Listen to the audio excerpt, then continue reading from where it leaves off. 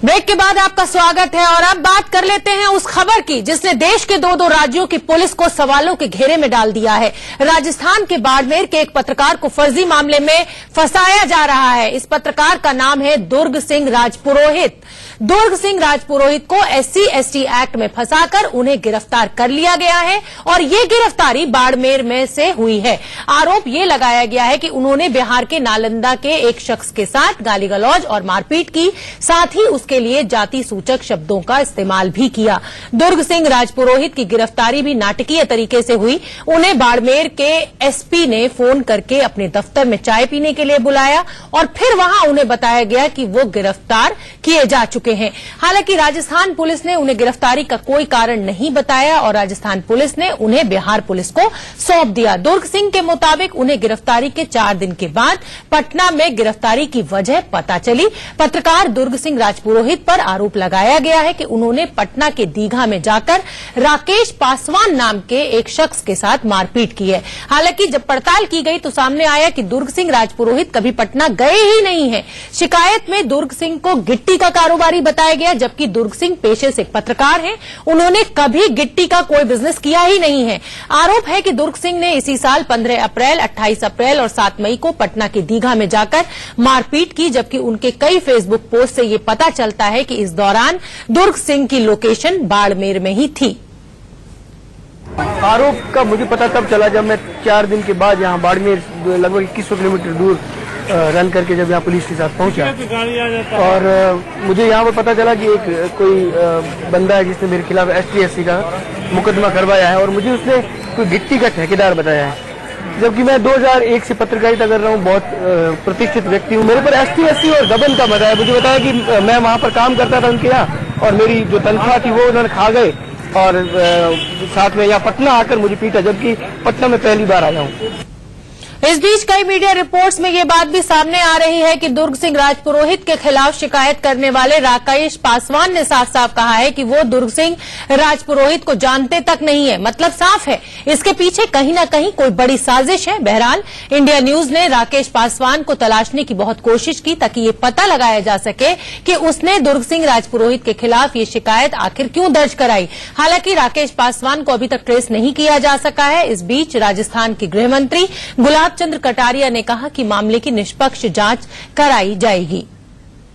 अब सवाल ये भी उठता है कि क्या इसके पीछे कोई बड़ी साजिश है। जो शख्स कभी पटना गया ही नहीं उसने पटना में ये अपराध कैसे कर दिया। सवाल ये भी है कि पत्रकार के खिलाफ शिकायत करने वाला शख्स आखिर सामने क्यों नहीं आ रहा। पुलिस इस पूरे मामले पर खुलकर क्यों नहीं बोल रही, क्यों नहीं जवाब दे रही है।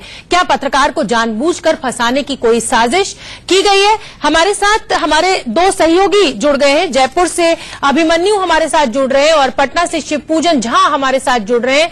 अभिमन्यु, आपका रुख करना चाहूंगी। सुपरिंटेंडेंट ऑफ पुलिस SP बहुत जिम्मेदार पोस्ट होती है।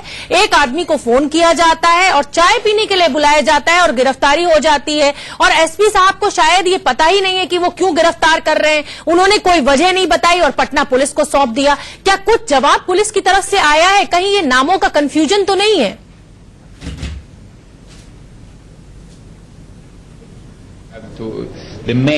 था व्हाट्सएप के जरिए उस वारंट में भी दुर्गेश सिंह नाम लिखा हुआ था और जबकि दुर्ग सिंह राजपुरोहित को उन्होंने गिरफ्तार किया है जो कि एक पत्रकार है। लेकिन पूरी तरीके से एक लीपापोती के तहत जो कार्रवाई पुलिस को करनी चाहिए वो कोई कार्रवाई पुलिस ने नहीं की, कोई जांच पुलिस ने नहीं की, सीधे गिरफ्तार किया और वहां पर भेज दिया गया। निश्चित रूप से जो पूरा घटनाक्रम है ये बताता है कि कोई बहुत बड़ी साजिश इसमें रची गई है और उसी साजिश का शिकार दुर्ग सिंह को बनाया गया है। उनके किसी जो उन्होंने खबर की होगी उसकी प्रतिक्रिया के रूप में इस तरीके की साजिश रची गई है और निश्चित रूप से इसमें तमाम जो महकमाएं, चाहे बिहार के पुलिस अधिकारी हों या फिर राजस्थान के, तमाम लोग इसके अंदर शामिल हैं, क्योंकि जिस तरीके से गिरफ्तारी हुई है वो अपने आप में बेहद चौंकाने वाली है। क्योंकि एक राज्य से अगर दूसरे राज्य के व्यक्ति की गिरफ्तारी होती है तो एक प्रॉपर प्रोसीजर फॉलो किया जाता है। बिल्कुल। राजस्थान के भी कई केसेस बिल्कुल आप अभिमन्यु ठीक कह रहे हैं कि एक फिक्स पैटर्न होता है, एक प्रोसीजर होता है जब किसी की गिरफ्तारी की जाती है।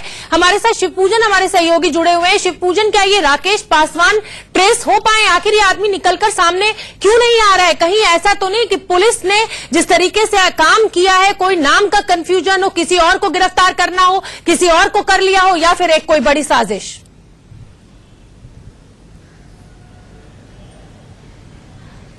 दोनों ही चीजें हो सकती हैं इस पूरे मामले में। हालांकि पुलिस कुछ भी कहने से साफ तौर से बच रही है। उनका यही कहना है कि चूंकि कोर्ट का मामला है, कोर्ट ने में चूंकि ये केस दर्ज कराया गया था और कोर्ट से ही अरेस्ट वारंट इशू किया गया था, पुलिस ने तो बस इसकी बात की तामील की है, ये कहना है सीनियर अधिकारियों का।